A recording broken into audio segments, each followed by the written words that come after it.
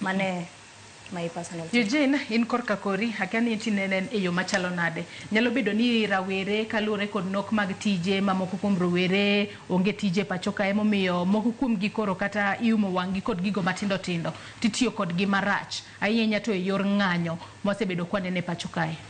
Erokamano ahinya Joyce kuom miya thuolo ni kendo kuom miya bi awuo go gandawa.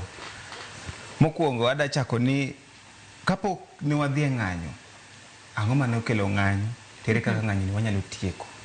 Magi gik moko ariyo ma important mondo bed ni wawinjore. Ang'o mane okelo ng'anyo ni? Gini ne onge ga nyaka nene. Tang'o ka ere kaka wanyalo tieko ng'anyo. Mokwongo, the politicians osekawa, they has taken advantage of us for so many years. Nikech pile pile ne gibiro, wadhi timo ma, ka gidhi to ginene mana interest margi, to weche go rumo. Koro this year, the 2024, ne ochopo ni enough is enough. Jino adere jino own. Koro one of the ways mane wanyalo gologo ich wangwa ne through the finance bill. Finance bill mano biro last year, onge kata interest adir mane address the youths, wangyo the youths. President William Ruto wuno nowacho ni in October kane poko yiere ni he is going to make 4 million jobs for the youth every year. Nyo chaka no wuoyo nowacho ni ati siji okunwagone koko Kibaki maro okunwagone koko Uhuru won gi dhoge mane wacho ni odhi loso youths ne tije ne youth 4 million youths 1 year tije go pok waneno gi. Another thing mamiyo bende wadhi ndara en politicians they have got wamiyo gi authority no kaka wan jopiny. Ang'o miyo gidhi kata chande giwach kata niya youth seche gi graduate. In youth seche gi graduate ki apply teach idwaro 10 years of experience take you work in mbalariany. Ka ere kaka dhi yudo tijno. Tiende niya jogi temo golowa gitemo mayo opportunities ne nyithindo mawan to gimiyo mana jodongo. Mane gima ne medo wang'o iwa.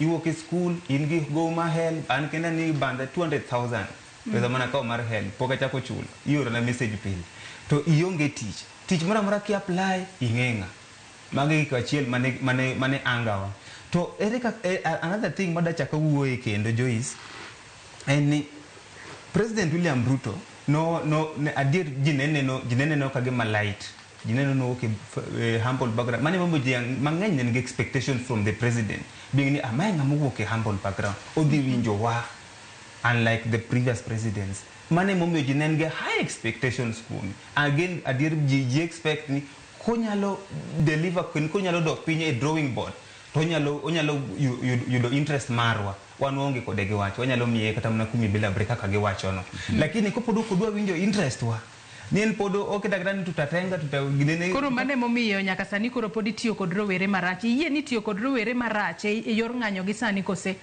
ano kanyali yie ni tiyo kod marach nikech ana una se attend ng'anyego kenda diga ng'anyo kenda diga ng'anyo mamulo ka keth ga gir ng'ato onge ng'ama uraga ken ga mana ni one enough is enough ni politicians kasama gidhi e parliament giloso mana bills mamedo ne mshahara kar mondo lose bills ariya adek moko makonye yudhe ang'o miyo gilose kata mana 2 or 3 laws mawacho ni youth mora mositieko school you'll get an internship at least kaminyalo dhi e Joyce ji onge tije this thing is true waonge tije oko ka to the politicians ong'eyo gin ging'eyo to onge gima gitime kiwacho chan obro loso sani nigi adi nyaka noge yiero sani nigi adi to ena ne obro keto we are the we are the leaders of tomorrow ne uruse chopo sani wadwa tije go sani nikech wasewuok e school waseketho pesa wa mang'eny jonyuol nigi expectation mang'eny kuomwa to onge tije how are you going to rise how are you going to run your livings ki onge tich aneno ka Hillary